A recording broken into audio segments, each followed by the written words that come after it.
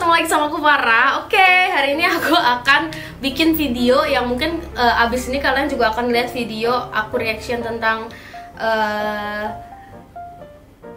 Mars kampus aku, UiTM di hatiku. Nah, sekarang aku mau berbagi cerita gimana sih aku bisa mendapatkan CGPA 4.0 atau 4 flat kalau orang Malaysia bilang ya. Jadi mungkin dari kalian teman-teman ada yang dari Malaysia atau dari Indonesia, selamat datang.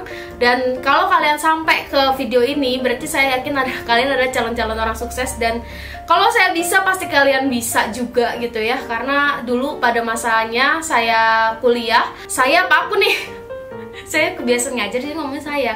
Jadi waktu aku kuliah, aku itu sering banget yang namanya searching-searching video seperti ini gitu ya. Video gimana sih caranya orang kok IPK-nya bagus, kok bisa ya orang organisasi tapi tetap nilainya bagus. Dan alhamdulillah dari perjalanan aku sebanyak itu untuk melihat-lihat video itu, dan alhamdulillah diimplementasikan dan tercapai gitu loh. Aku kepengen banget kalian juga ngerasain apa yang aku rasakan. Jadi semoga tips-tips yang akan aku rangkum ini dari berbagai macam influence video-video maupun buku-buku yang aku baca itu bisa menjadi tips dan trik untuk kalian untuk mendapatkan IPK yang baik. 1. Motivasi. Jadi luruskan niat teman-teman ya.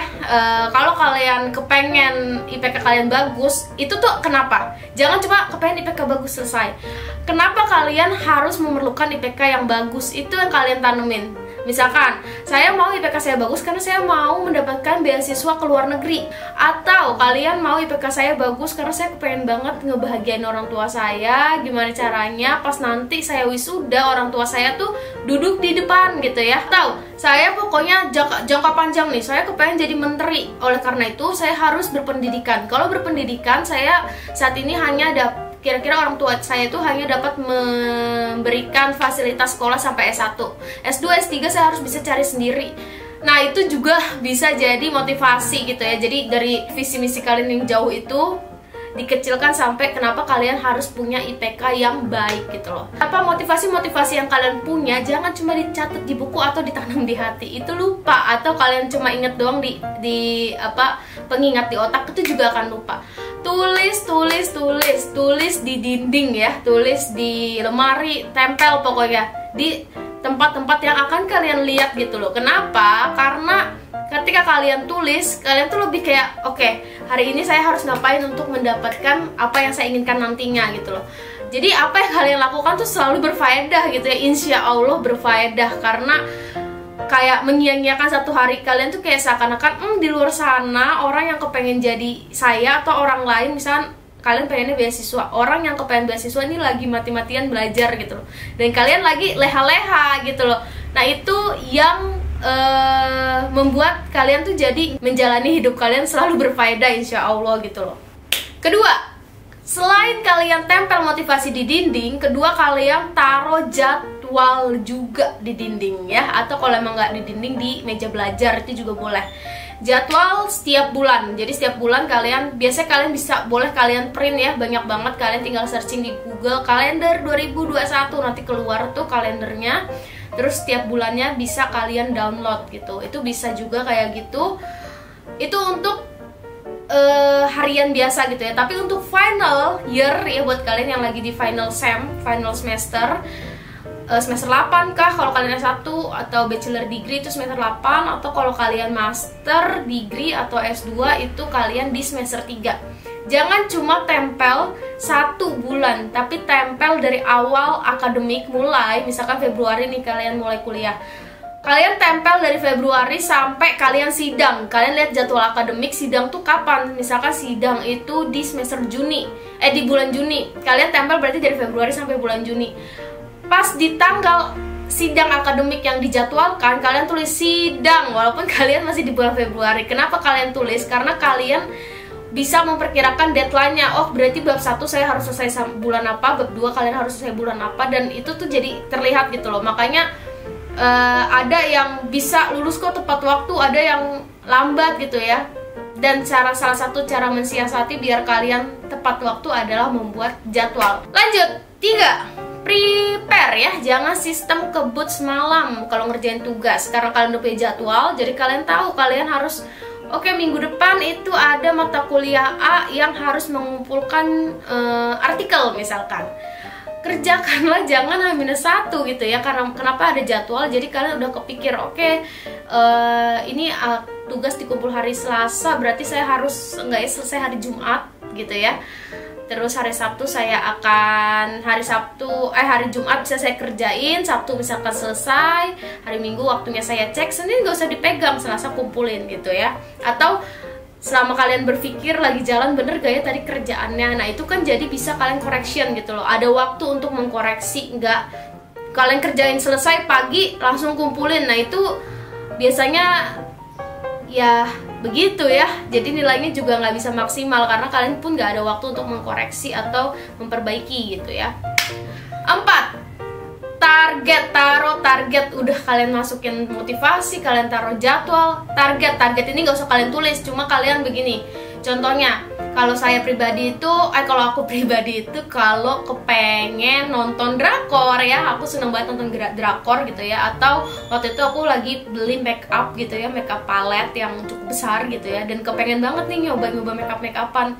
Tapi ada tugas yang harus dikerjakan. Waktu itu lagi nulis tesis gitu ya. Oke, aku boleh make upan kalau tesis aku sudah selesai sampai bab 3 misalkan. Kalau bab 3 udah selesai baru boleh make upan. Nah itu adalah salah satu target. Targetnya itu tuh sesuatu achievement yang kayak kalian tuh bisa seneng gitu ya. Achievement yang kalian seneng, itu bisa jadi menyenangkan gitu ya. Seakan-akan kalian kayak main game. Kalau aku pribadi itu merasa kayak main game gitu loh tugas. Karena ketika aku ngerjain tugas pasti aku kayak punya achievement.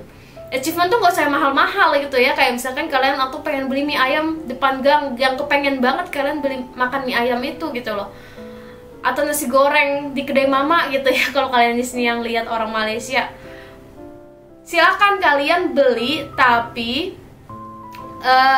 nanti kalau tugas sudah selesai gitu, itu jadikan seperti achievement. Lanjut, 5. Oke, kerjakan tugas. Oke, ini pengerjaan tugas yang kenapa sih dari awal harus bikin jadwal, harus ngerjainnya, harus prepare, jangan SKS, kemudian kok harus ada target kayak gitu-gitu. Kenapa sih? Karena kalau dosen minta A, kerjakanlah AB, jangan A lagi, jangan cuma A gitu loh. Karena teman sekelas kalian semua kerjanya tuh A, ya kan? Kalian kerjainlah AB, kalian lebih memberikannya. Contoh analoginya kayak gini, dosen minta kamu tuh bikin nasi goreng karena dikira dosen ini kamu mampunya hanya bisa membuat nasi goreng gitu ya. Tapi kalian kasih ke dosen itu nasi goreng spesial gitu ya, yang dimana itu dipakai ikan asin, dipakai minyak wijen mungkin. Ya pokoknya diberikan yang lebih.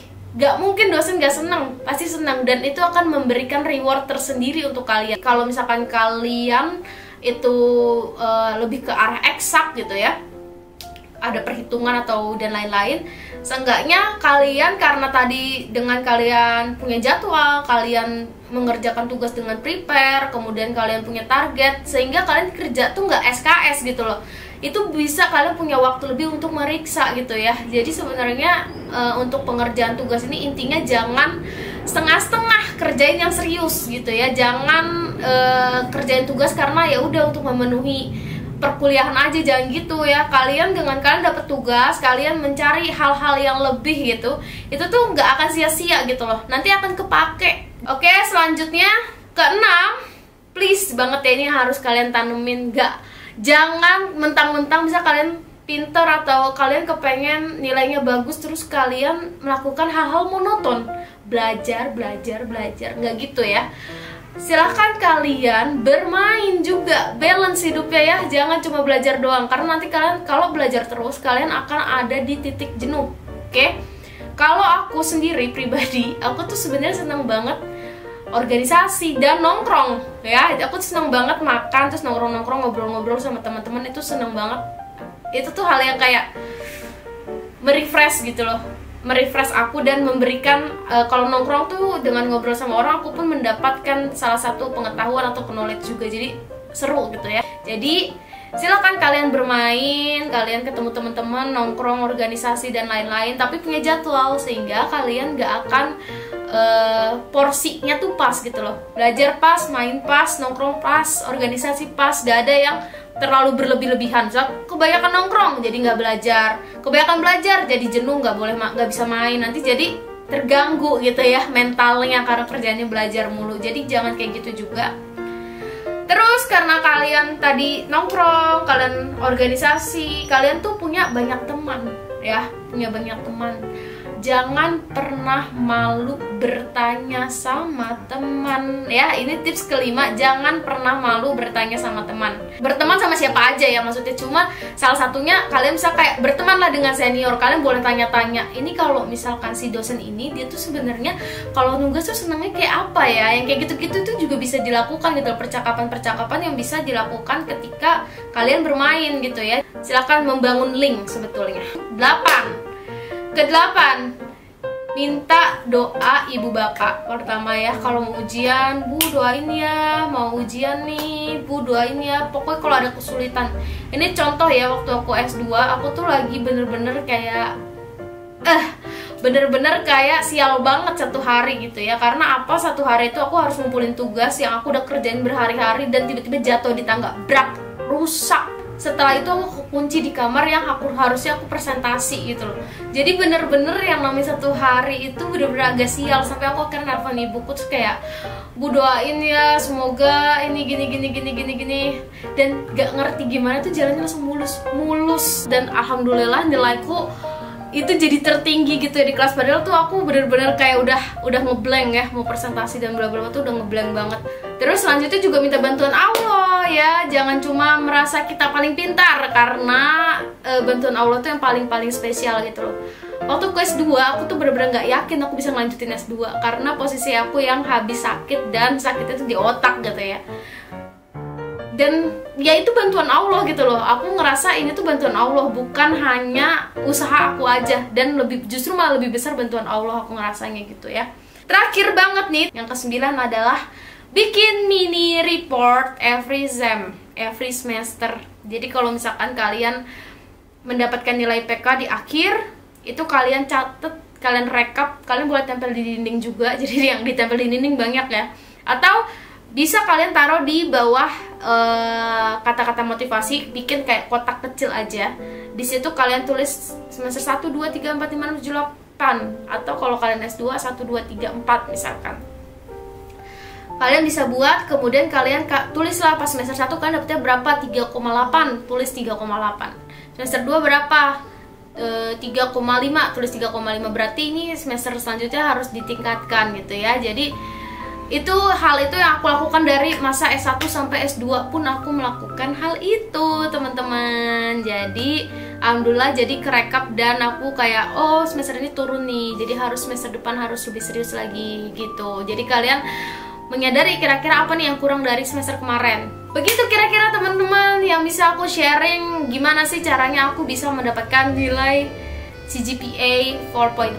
Untuk teman-teman yang dari Malaysia misalkan dengerin video ini, mohon maaf kalau omongan aku terlalu cepat karena memori kameraku nggak banyak.